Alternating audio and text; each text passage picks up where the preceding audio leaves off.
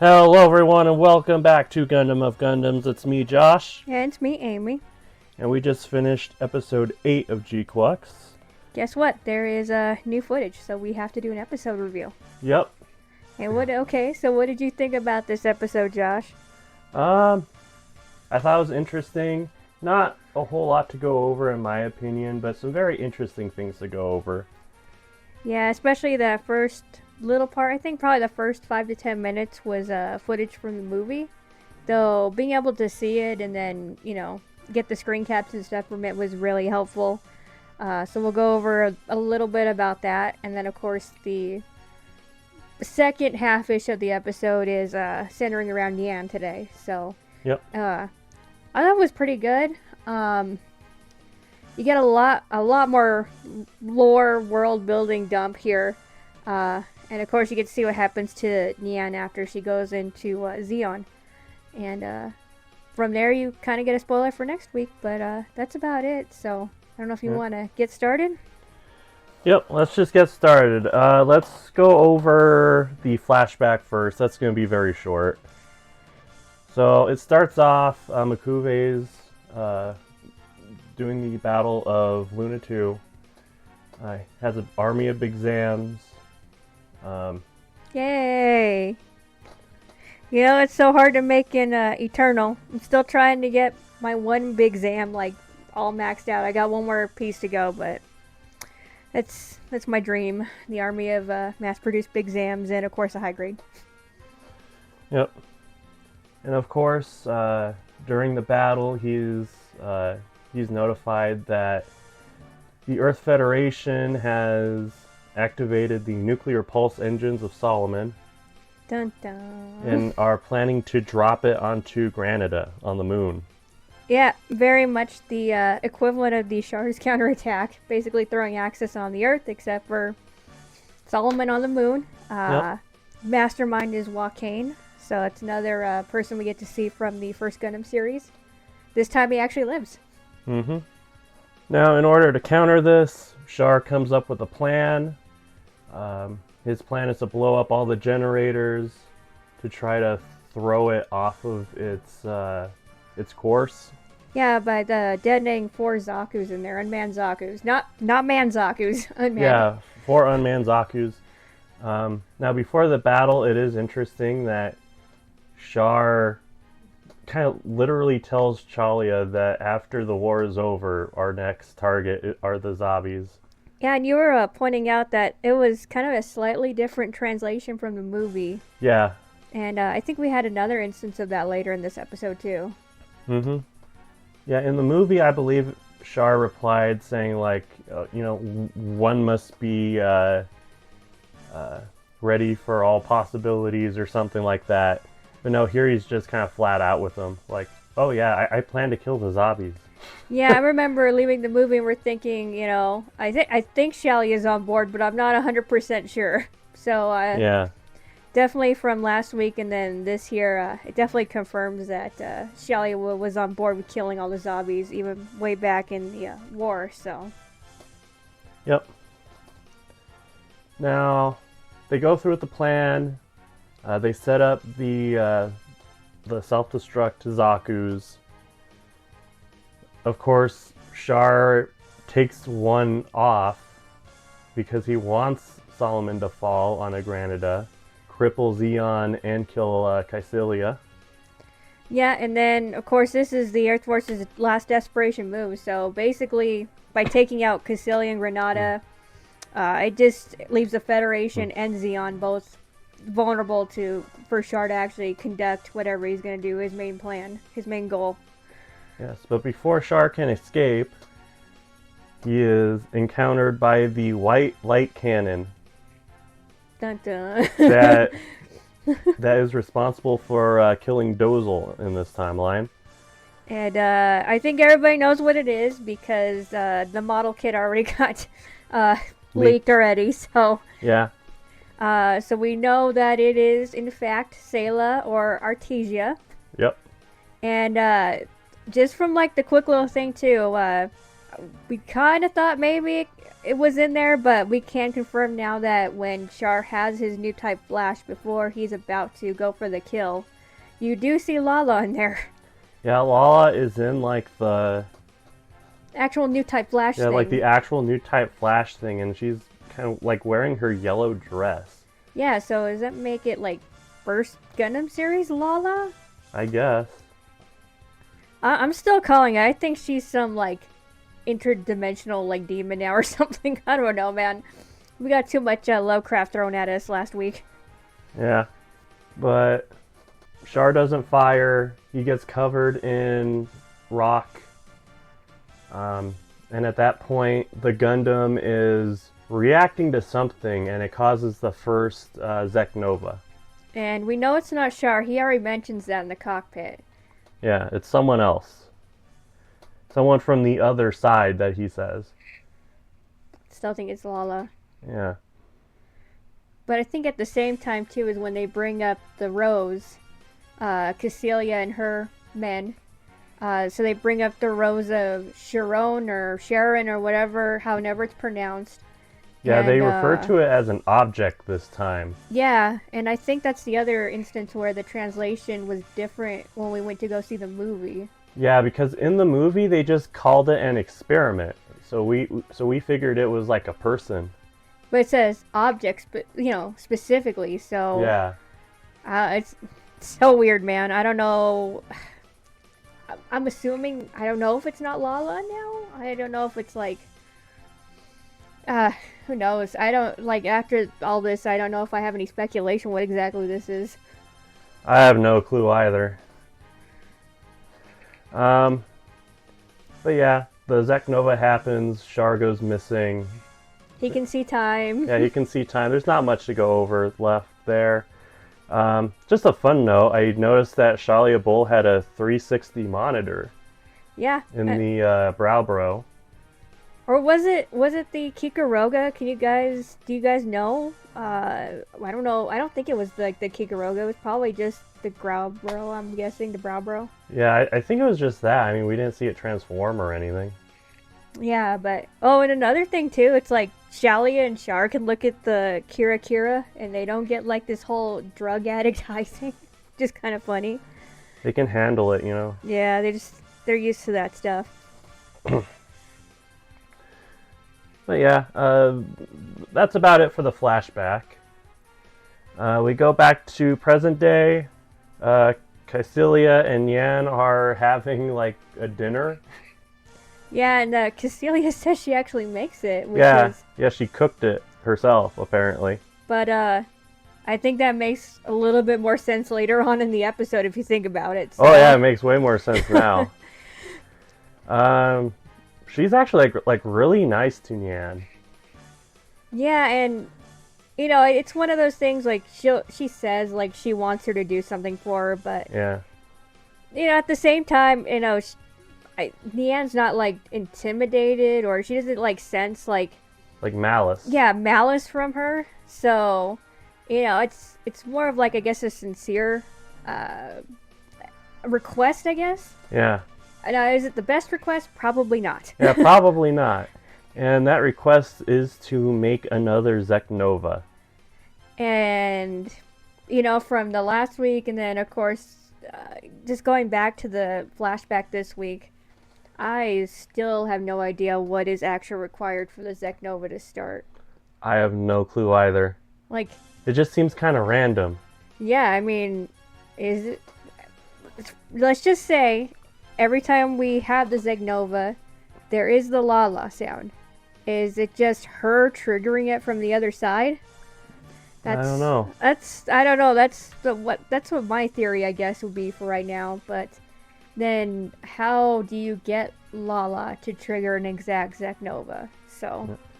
And how come sometimes when you hear Lala, it's not like it doesn't trigger a Zeknova, like with the battle with Shiko?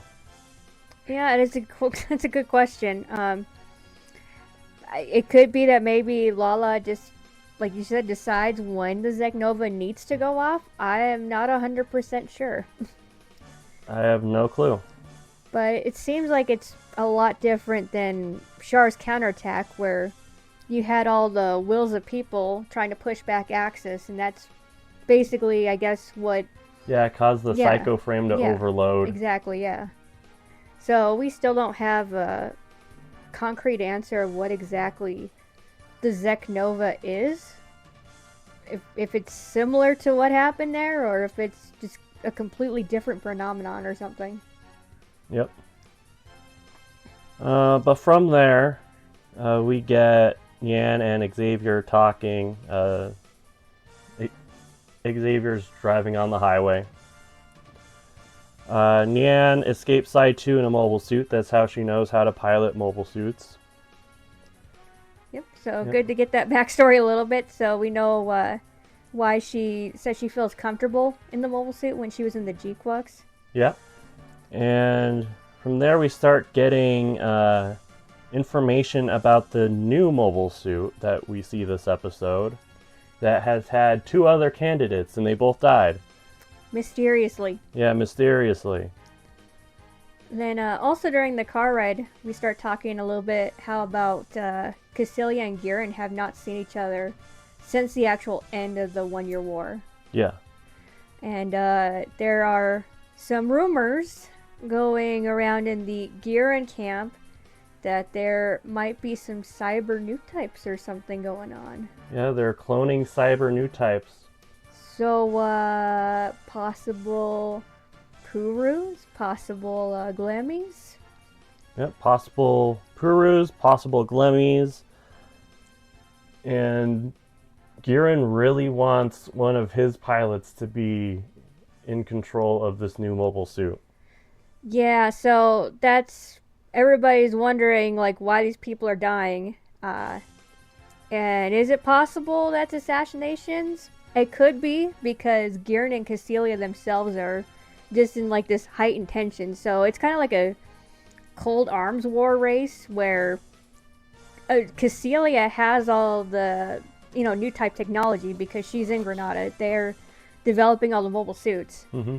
And then we don't know exactly what technology is available on Side 3, but it seems like Cassilia has the monopoly and all that, so she doesn't want to share. Yep. It also doesn't help that Garen and Cassilia have not met since the war ended. Yeah, it's Yeah, they're both concerned about assassinations. it's probably from other people and themselves, so Yeah. let's just say it that way. But from that car ride. Car wash? Yeah, sorry, I kind of mixed those two together. From the car ride, we get to see the new mobile suit. It is pretty much Gquuuuuux 2, the second unit. Yep, and it's called the G-Fred. Yes, G-Fred, and we did look it up. Fred is basically another just placement. So like Quux is kind of like a stand-in, just like Fred is. Doesn't necessarily mean that the Gundam is called Fred. It could be another name, but it is funny though. Fred from Scooby-Doo, maybe. And it looks a lot like Unit 1 from Evangelion. All the colors and stuff. Yeah, all purple and green and... Plus it has cat ears, so I guess it's made for Neon. I don't know. Yeah, although she thinks it looks kind of like Cassilia, which yeah, later. I can kind of see a little bit. Yeah, later on the episode, she's like, who does this look like? And then she's like, I think it looks like Cassilia. Yeah. But yeah, then we meet Miguel. He is a friend of Xavier. They basically went to the same school. Yep, went to the same school, the same as the other 2 candidates that died. Mysteriously. Yes, mysteriously. And... just kind of get some backstory. Yeah, we just kind of get backstory on Xavier a little bit. Yeah, so like before he left to be the pilot of the Gquuuuuux, they basically had a party, and Miguel made some cake, and they celebrated. Yep. And that's just kind of like the brief kind of introduction we get to him. They do bring up to Nian how the other 2 pilots have died, and she's like, am I gonna die? I hope not. Yep. Alright, so after they talk, at the hangar where the G Fred is. Yes, Fred. Yes, Fred.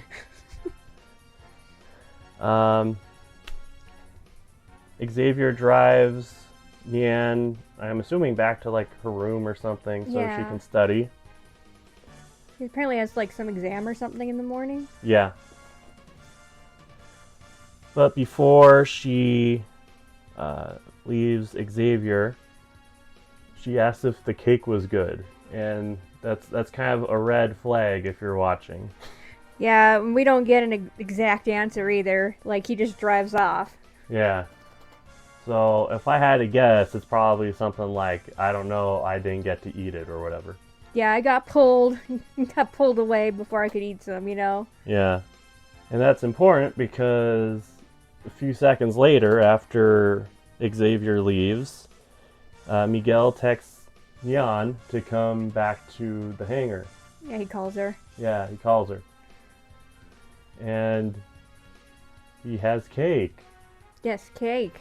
Yes, cake. You made cake for me? He made cake for me? Yeah, that's an Arthur reference. But Mr. Rapper would be dead. Because the cake is a lie. the cake is a lie, yes. Cake is a lie. It's poison.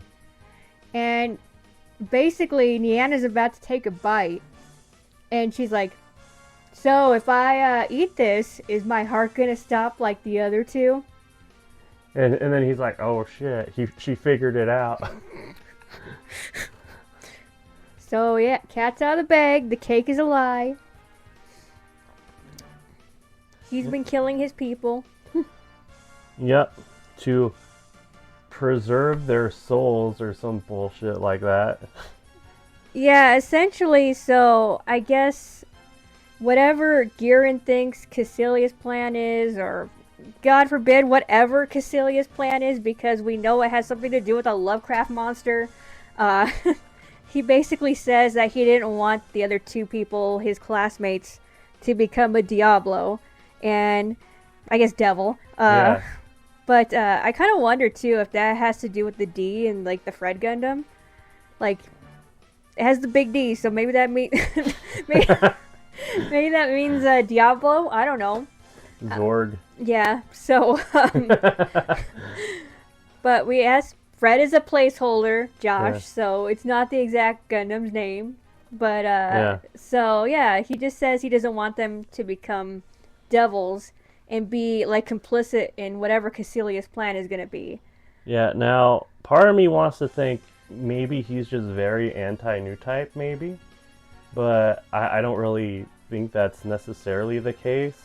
It has something to do with this plan.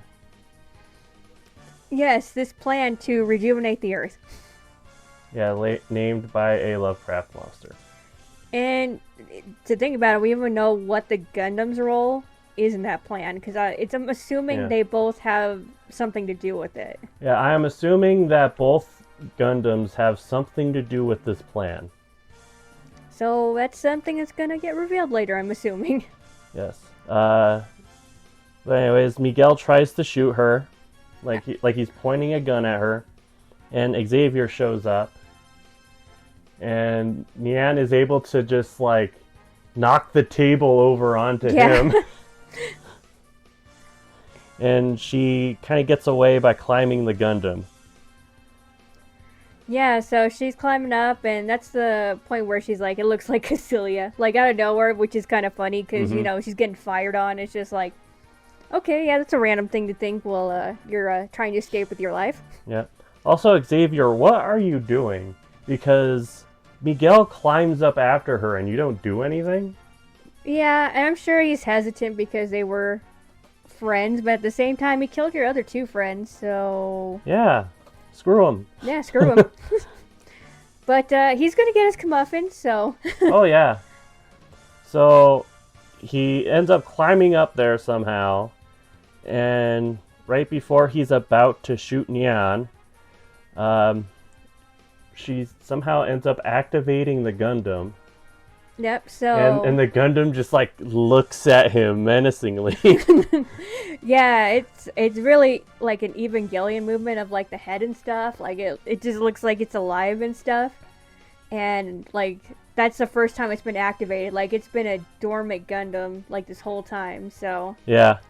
it's reacting to Yan, and then we get its cute little cat ears popping off, and they turn into Funnels. yeah, funnels, which was pretty cool actually. I kind of like that. Yeah. And they shoot Miguel. Yeah. There's nothing left of him. Oh, bro gets vaporated like crazy. And guess what? That's another kill count. 8. 8. 8 on the kill count. Miguel got named and he's dead.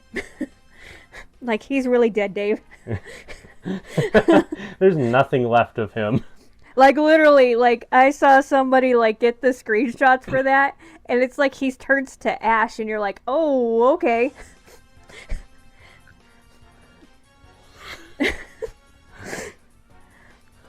Oh man, like, okay, if anyone is wondering why we say vaporated, it's something that I said one time. I was really tired, and we were watching Gundam Seed. It was the episode where Alaska blows up. Oh yeah, we were. I mean, I don't know what the difference is that they got like irradiated from the inside though. So would we call this kill a vaporated kill? I don't know. Yeah, I know. I'm just explaining why we say vaporated and not like Yeah. incinerated or whatever. No, I gotcha. Plus, it's fun. It's more fun to say. Yeah, it's more fun to say. But before he does die, we do find out that he is working for Girin's side. Yeah. So, Although he killed them on his own. yeah, like he was complicit. I mean, with Girin because he didn't want his friends to become the Diablo Devil. I don't know. Yeah, he chose to kill his friends. Exactly. That's how horrible he is. But it does make the point that, yeah, Girin and Cassilia are probably trying to kill each other and thwart whatever plans each other has. So, Yep. Cassilia, she does hear about basically how Miguel was a traitor. And he was poisoning people. Yep. And just as she's about to get served tea, basically she's like, and you are also part of this, aren't you? That's how he got the poison from Girin. And we don't know his name. Yeah, we never got a name for this guy. And that includes the episodes in the back because we were trying to figure out if he got a name said. But yeah, the attendant who was with Cassilia in Side 6, Yeah. he was basically the traitor who got the poison and everything. So, you know, Cassilia's not going to drink that tea. Yep. So basically, her assistant is saying that he wants to stop this plan, Yo Montho or whatever. Yeah, Mama. the Lovecraft, yeah, Yo Mama. The Lovecraftian plan, the one that's supposed to heal the earth. Yeah. Supposed to. Supposed to, in quotes. Yeah. Basically, he says that it's going to destroy not only Earth but but space noids as well. Yeah, basically all of humanity, both Earth and Xeon. Yeah, and Cassilia responds with, "That's why we need to make sure Girin doesn't get a hold of it." It's like, I think you're the genocidal one in this too. I mean, don't get me wrong, Girin is still very genocidal, so... Yeah. Let's just say they're both genocidal, and neither of them should have this. Yes. But, you know, she shoots him. Yeah. The assistant's dead. Unfortunately, he doesn't get a name, so we can't add him. Yeah, we can't add him to the kill count, unfortunately. I don't know, if in a flashback, I guess if he gets a name, then I guess we'll add him, but, like, Yeah. we got no name, so what am I supposed to do? Now, then she kind of walks towards the window and she says something about how if this is Char's will for Yan to be there at the present moment, then she needs to take good care of her. I don't understand why she would think that. Maybe it's more of a sentimental thing.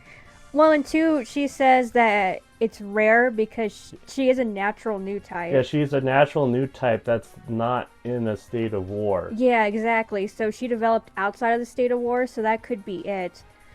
We also get, like, similar to the paper of Shar, they have the study about Nian, too, her new type abilities. So she's probably being studied by Flanagan, too, to see what, I guess, happens as a natural new type. But it is a good point that we don't know if more new types developed in peacetime, I guess, quotations peace, versus how, you have the regular Gundam timeline where after you have the 1 year war, I mean, you have a ton of new types in Zeta. Well, I mean, even there's just a constant state of war, basically. So even before Zeta, you still have Delaz and Stardust memory, and then Stardust memory, and then you have conflict in 0081, I think. It's in a game. I don't remember what it's called. It was a PlayStation 3 game. So it'll be kind of interesting to see what these episodes, to see if new types that developed in quote-unquote more peaceful times, I guess, and not in mobile suits and fighting and stuff all the time, are they, like, stronger than, new types that basically awakened on the battlefield or not? And I think that's probably going to be part of Cassilia's research. Yep. Then we go to Nian's new cool apartment with her own desk and stuff. Yeah, her own desk that has, like, the pen with the pen holder and... Yeah, then Xavier's like, wow, you became, like, Cassilia's golden child, basically. Like, in one day. Yeah. I don't think he's jealous or anything, but, yeah, I mean, Nian moved up the ranks pretty fast, just because she was able to figure out the poison stuff going on, so... And plus, she activated the Gundam, so that's probably some pluses for her and Cassilia's mind. Activated the Gundam without being in the Gundam. Exactly, so... Which happened with the Gquuuuuux and Machu, too. Yeah. It's like they were made for them. Maybe that's why the Gquuuuuux booted Nian out. Remember when she, got ejected from, the cockpits? I don't know why, but I'm just thinking of just like a giant spring just under the chair. Yeah, maybe. I mean, literally, the Gundam just yeeted her out, so Yeet!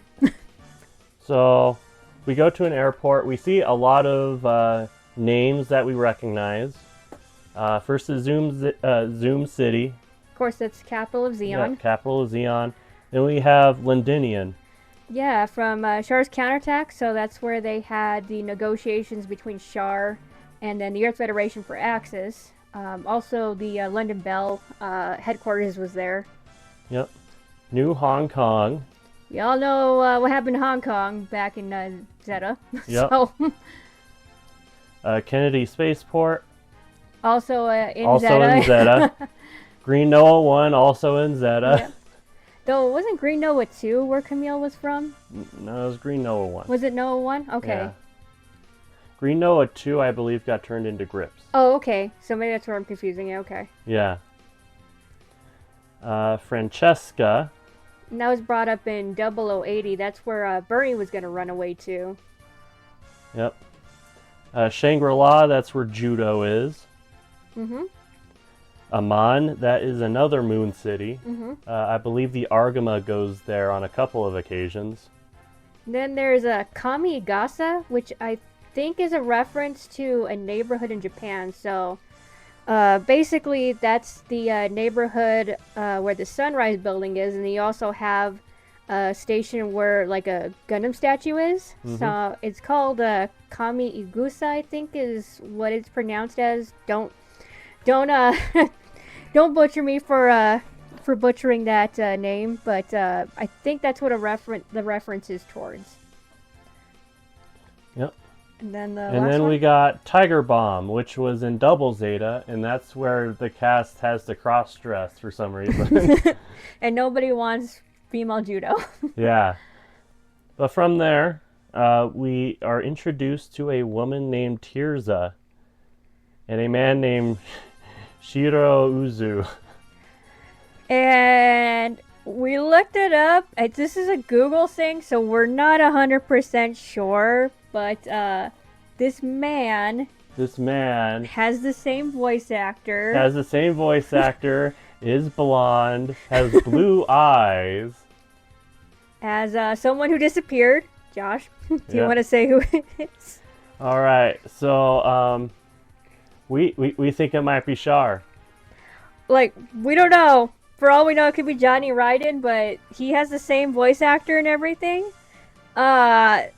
So we did look it up, and it could mean, in this is from Google, so if it's the translation is off because I don't see his kanji either listed anywhere, but like it could mean like the fourth son or something. So, Which is exactly what Quattro Bagino was. and in this universe, since Char is absent at this point, and God knows if Quattro Bagina actually died, because we all know that they stole basically those aliases from people. Char, Opley, and then Roberto. Opley and Roberto being their aliases too. So, Quattro Bagina, the real one, might be alive. Who knows? Who knows, man? It'd be funny if we saw him. But this could totally be a reference to Fourth Son, or, Quattro, or Four, or, an alias that a certain blonde character in Gundam Yeah. is gonna need. It is weird though, like his bangs just hang down. Yeah, so. like his bangs hang down. It looks like Char became a protagonist from a off-brand anime. Yeah, so he doesn't have the sunglasses or anything. So that's another reason why I'm questioning it. But who knows? Yeah, who knows? So yeah, essentially they're meeting up, and I'm assuming that they're working on Cassilia's plan, the Lovecraft one, the Yagamtho or whatever it is. Yeah, called. they have some kind of connection to that plan and some kind of connection to G-Fred. Yeah, they say that everything is starting to go smoothly now. Yeah. They are also looking for the rose. Yeah, and that's once again we don't know what the rose is. Yeah, like we thought we did. We thought it was Lala. But then But it we're says wrong. object, Yeah, it's object. Unless I guess they treat her as an object. I don't know, but But they also mention a Dr. Leo Leone. which I don't think we found anything for. Yeah, we didn't find anything for him. And then what was her name again? Tirza. Tirza. Okay, and that didn't sound familiar either to anybody in Gundam. No. But if anybody knows anything, maybe there's like a really deep universal century connection. Write in the comments, because obviously we don't get everything. We don't get a whole bunch of like manga and stuff too. So if it's like something, as meta as that, you can tell us. Yep. Then from there, Nyan kind of overhears that the Gquuuuuux has escaped the Sodon. Yeah, Xavier gets the call, and they're like wondering, well, how did it escape? Because this is like a fully functional like warship. So. Yep, and then we just see the Gquuuuuux just falling into the atmosphere. Yeah, it doesn't get a Gundam condom. Gundam. Yeah, Gundam condom. That would be the off-brand like name for the condom. The Gundam condom. Gundam condom. Yeah. But then Nyan's like, yeah, Machu's the real deal, and she assumes that she's just going to Earth alone. I mean, at this point, yeah, since It's the only way that she's going. Well, and then Shuji disappeared, so Yeah. who knows, man. But yep, she is just kind of fallen to Earth, and that's kind of where they leave us. Yep. Until next week. Yes, next time on Gundam Gquuuuuux. Yeah, so next week it looks like we are gonna see how Machu escaped. my theory, I'm pretty sure Shelly's gonna let her out. Yep. Probably, like, it looks like the door gets unlocked by someone. And it says that they're like talking to her even though she's in solitary confinement. So Yeah. $10 that Shelly is gonna come by and, ask her, hey, did you know who was piloting the Red Gundam, anything like that. And then she knows that he wanted to go to Earth to find this Rose. So I'm sure, I don't think she'd have a problem telling Shelly that. He is the father figure that Machu needs. Honestly, she needs some kind of father figure. Like, her parents are nowhere to be seen most of the time. Maybe she'll get bright slapped. That'd be funny, actually, because we saw the It meme would be already. really funny. Whoever made that meme, thank you. Yep. But Machu gets a text message. Yeah. And it's by the same person who sent her the text in episode 1. Yeah, so the first text, of course, says, let's get the beginning. And then she responds, who? And then this one, and this is from Google Translate, it says, the rose will bloom soon. The rose will bloom soon. So, once again, it is referencing the rose. We have no idea what that is. Yep. And then... Is it an object? I don't know, man. I don't know either. Could be anything at this point. It could be the One Piece. It could be a box. It could be a mystery box. J.J. Abrams wrote this. Yes. But the next scene, we see something truly horrible. Oh, God. Truly despicable and horrific. We see Lala. At least that's what we think she is, because it looks a lot like her from Yeah, it looks behind. a lot like Lala. So, is she the Rose? I don't know. I don't know. Was she ever found in this timeline? I don't know. I mean, she is wearing some pretty nice clothing, because in the original series, wasn't she in like a slum or something? And Char found her or something? Or is that just the origin? In the origin, she was pretty much being used as a gambling tool to cheat. I want to say, though, that she was still from like a bad neighborhood or something. Yeah, I think so. But yeah, and it Like, looks like she's pretty well dressed and stuff, so who knows? And then, of course, we have to question, like, the one in the new type Flash was definitely the Lala from the first series, because she's wearing that yellow dress. Yeah, like, it's not colored in because it's in like the Flash, but you can tell like by the design it is the yellow dress that she wears. Yeah, but yeah, apparently we're gonna see her, if not somebody who has something to do with her. We're assuming it's Lala, though, considering that she looks, it looks exactly like her from the back, so they don't show her face, and that could be just anticipation for the next episode, but it looks like Machu's gonna make it, so at the end of like the episode preview, she asks like, who are you? So I'm assuming she is gonna meet most likely Lala. Yep. That's a lot to take in. I am not ready to see Lala again.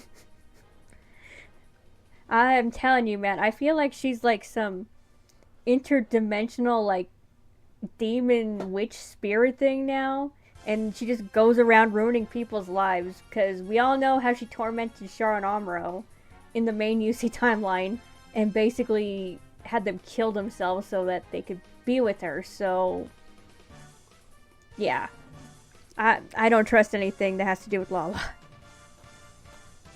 She's a horrible person. She's a very horrible person.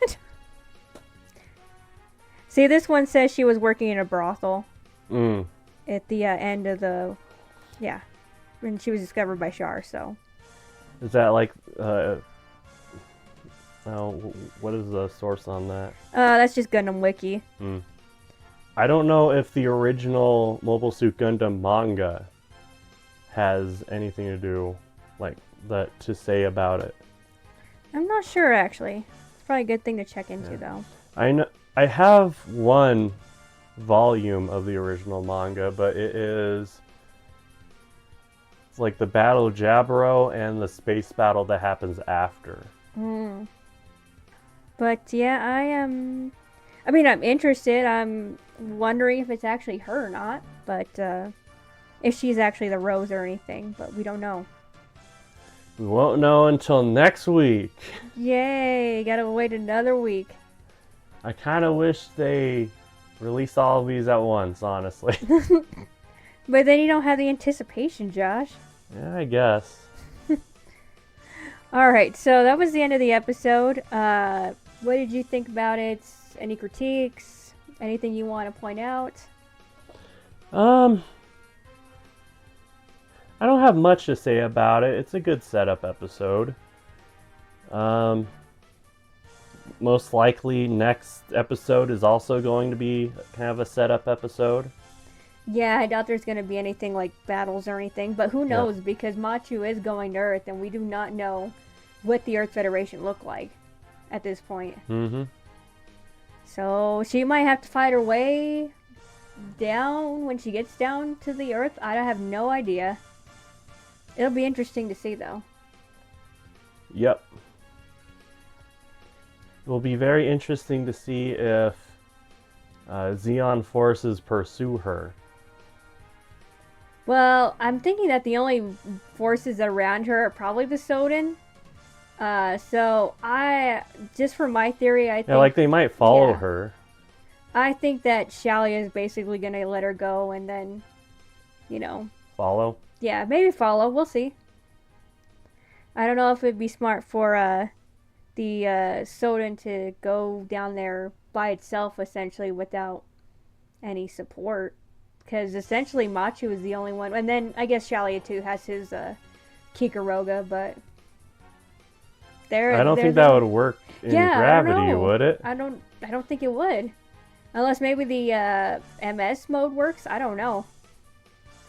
It just weigh a lot. Who knows? It'd weigh a lot, and I'd be concerned about the balancers. Yeah. So, yeah, Machu is like on her own. I think she's on her own.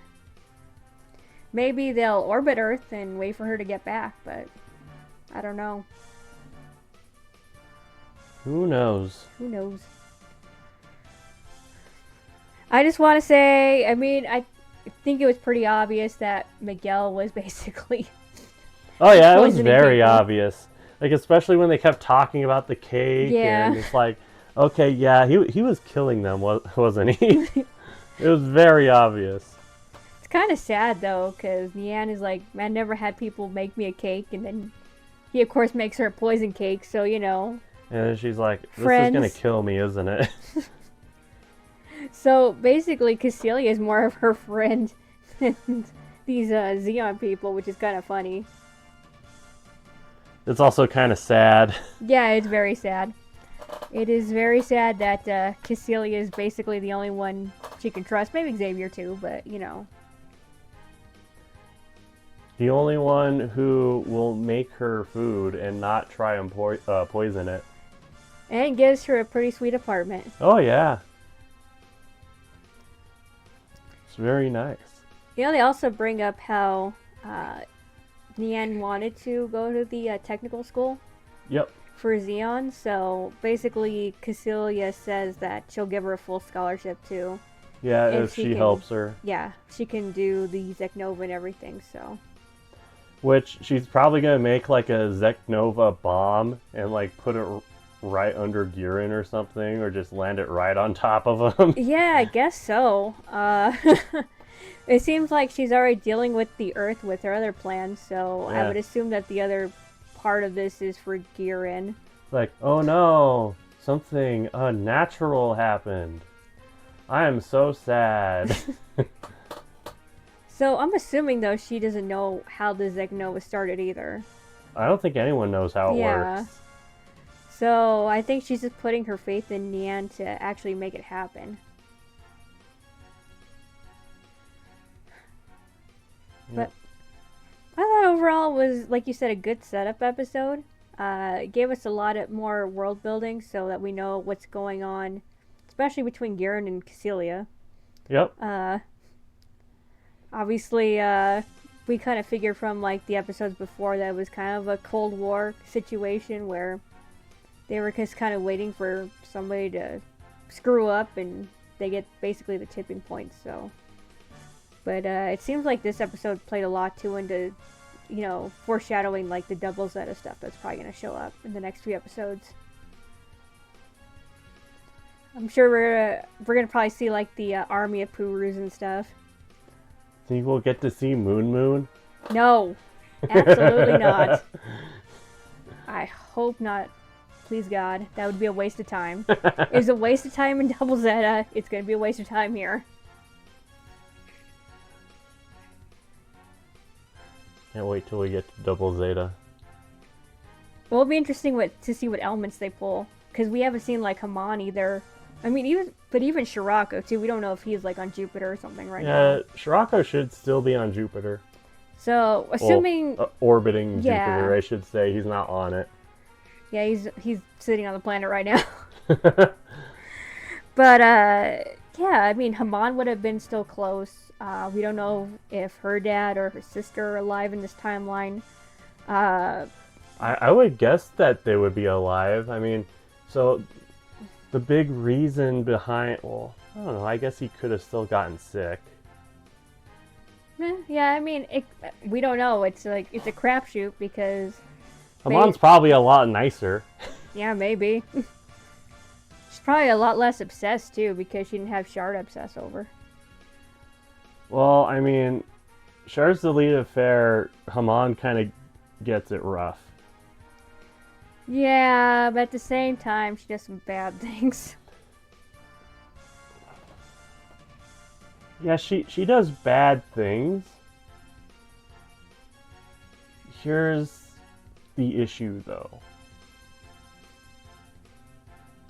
She was very young and thrown into a role of leadership that she was not ready for.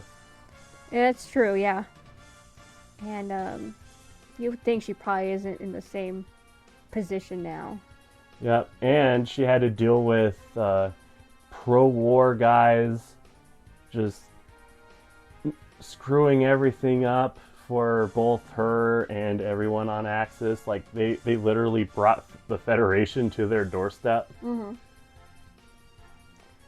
Yeah, so I mean, that'd be another interesting character to figure out what happened to them too. But yeah. Yeah. I'm assuming a lot of Double Zeta stuff is coming up. So, as much as I don't like the beginning of Double Zeta, I am looking forward to see how they use those elements. Especially because, like you said, you're probably going to have like the army of Purus and stuff, which is just totally messed up. Yep. And basically, they just become human weapons, so. Think we'll get Pesh? I doubt it. It's your favorite character. Oh, man. We still have to do that UC Engage review. Which we were going to do, but yesterday they had maintenance when we were about to play the game, so. Yeah, before we were going to record. Yep. So we're probably going to wait for another time to do that, but still messed up. Wasn't expecting that. Okay, any other thoughts about the episode, next episode? Anything you want to see? I don't really think I have anything on my list of what I want to see. Do you think that man is a Char? Oh, I hope he is. Man, how would he have gotten there? I don't know, like he just got teleported, I guess, like with Superman in that ray gun that Toyman made. I mean, we don't know how the Zegnova works. It's like a giant black hole thing, so it could have just transported him to like another place and or time or something. I mean, that's clearly what happened with the Red Gundam. Yeah, so we don't know if like he got like thrown into the past or who knows, man. Yeah, who knows? But if he is a Char, then he's coming. Yes. He's coming for the zombies. And he's got his boy Shelly is ready for him. He's like, Char, where are you? Been doing that for 5 years, Amy. Do you think he's gonna sabotage the whatever Gumpo or whatever like system that Cassilia's building? Fires on her instead. That would be actually hilarious. I still think that it's like a solar ray / maybe like a solar system thing that just reflects light or gathers energy from light and just is meant to, like, I guess, burn like the surface of the earth or something and pretty much obliterate most of humanity, if not all of it. Maybe, but I also think it has something to do with the Zeknova. Possibly. Well, there's a lot of energy from that Zeknova too. I think that they describe it in this episode where like there's like really a lot of increased energy levels and it does something to like the Minovsky particles too, huh? Yeah. So it was like a reversal of Minovsky or something? Yeah, something like that. So, I don't know, maybe Cassilia scientists have found something kind of similar to it. Just through those observations, I don't know. Yeah. But maybe you still need that new type magic to actually trigger it. New type drug magic. But yeah, I think that's good. I enjoyed it. I'm ready for next week already, even though we're gonna probably see Lala, and I don't particularly like her, so. Yeah, I think that's it for me. Cool. I guess we'll sign off. Yep, sign off. We'll have more Gundam Seed Battle Destiny on the way. I just recorded that. I just need to edit it. We also did part 1 of Gundam Seed Recollection on G Generation Eternal. Yeah, we did that instead of UC Engage since we had everything together. I was not expecting, pretty much just an anime, but... Yeah, there's not too many battles. You see a lot of anime clips, we'll just say that. Yeah, so we'll see how copyright looks on that. And I am working on the Burning Gundam still. I'm still working on my things too, so... Probably have some more sneak peeks of mine, since mine is like the SD kit with like, I think 5 different models in there, so yeah, it's a long one. Alright. Alright. Thanks for listening to our rants. Join us again for the next episode next Tuesday, and I'm sure this posted on Wednesday, so... I'll try. Yeah, we'll see what happens, but thanks for listening to us. Like, share, and subscribe. Hit that subscribe button. Just smash it. Like Soletta smashes that dude. Yep. With the hand. Get the hand. Get that tomato paste all over the place. Yep. And we'll see you guys next time. Alright. Bye, guys. Bye.